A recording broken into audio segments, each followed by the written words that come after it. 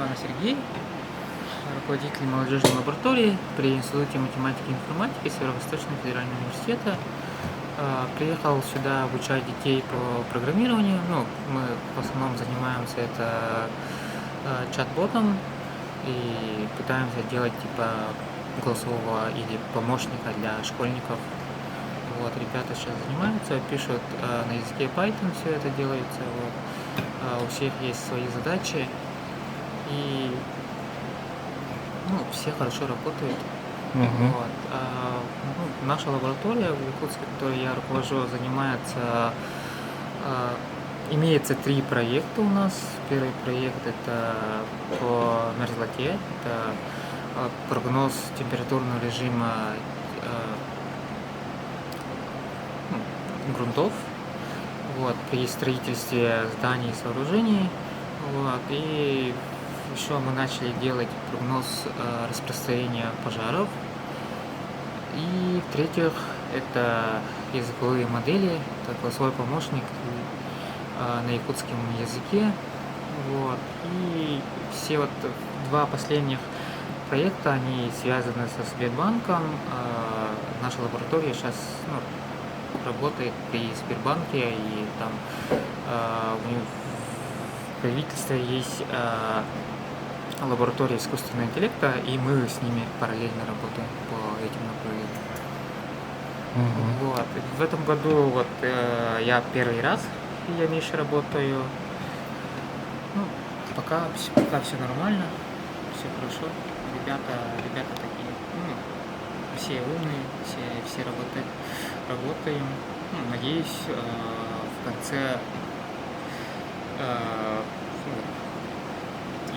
конце этой школы получить хорошие результаты, и ребята, надеюсь, научатся чему-то новому.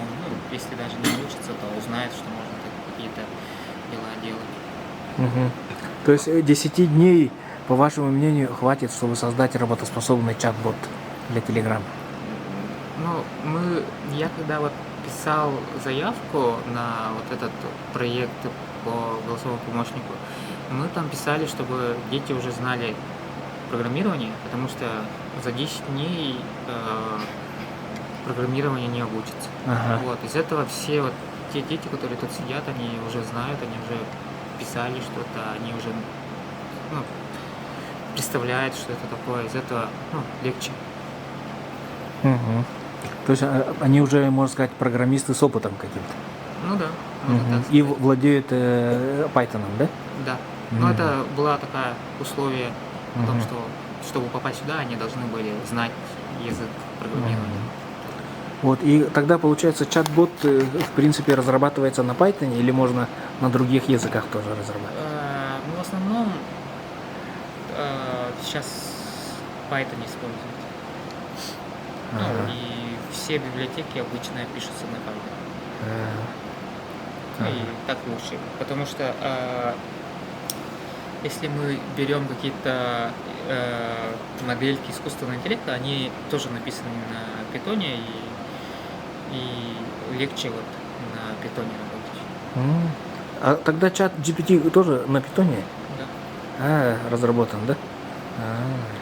В основном все на питоне написано. Там может быть что-то и на других языках написано, но в основном пишут на питоне. То есть это практически стандарт получается сейчас, да? Не стандарт, но в последнее время питон очень много людей пользуется, и можно сказать, что один из таких продвинутых языков, где можно писать. Я смотрю, они пишут код вручную. Да. Но мы сейчас пытаемся, чтобы они все писали вручную, потому что, по идее, это можно найти в интернете. Но мы пока, тут мы пытаемся, чтобы они писали руками. Но есть такая, пословица, что нельзя изобретать велосипед, конечно, но сейчас они должны научиться писать своими руками и понять, как это все устроено. Дальше, если они могут писать, уже они могут использовать любые другие лаборатории или чей-то другой код и свой код добавлять. Наша цель это, чтобы они сами вручную писали. И у меня последний вопрос, да? Сейчас очень много пугает общественность, широкую общественность искусственным интеллектом, да? Вот ваше мнение, заменит ли искусственный интеллект тружеников офисов? Ну, это такой философский вопрос, наверное. Мгм.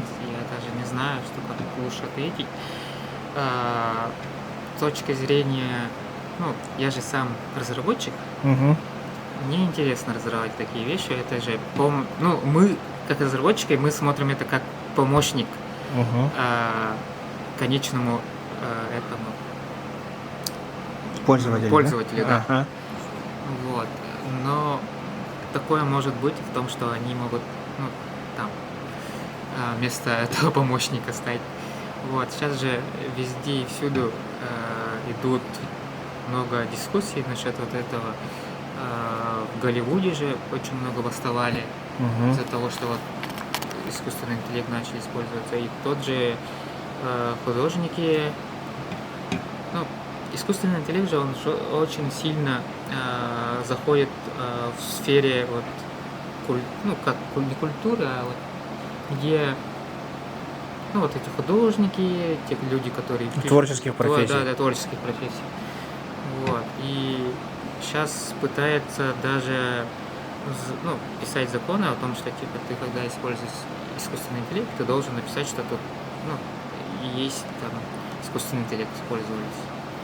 Вот. И сейчас YouTube, по-моему, еще говорит, что типа если у вас в видео есть искусственный интеллект, вы должны тоже там указывать, что тут использован искусственный интеллект, потому что, ну, разные всякие людям лицо меняют, там всякие вот это видео делают, оживляют там картинки. Вот это все сейчас очень быстро развивается. Ну, последние 3 года очень быстро развивается. Мы живем в таком периоде, где вот искусственный интеллект очень сильно будет развиваться. И ну, желание, чтобы кто-нибудь с нашей, ну вот, может, даже с этой группы там оставил свой след в развитии искусственного интеллекта в России.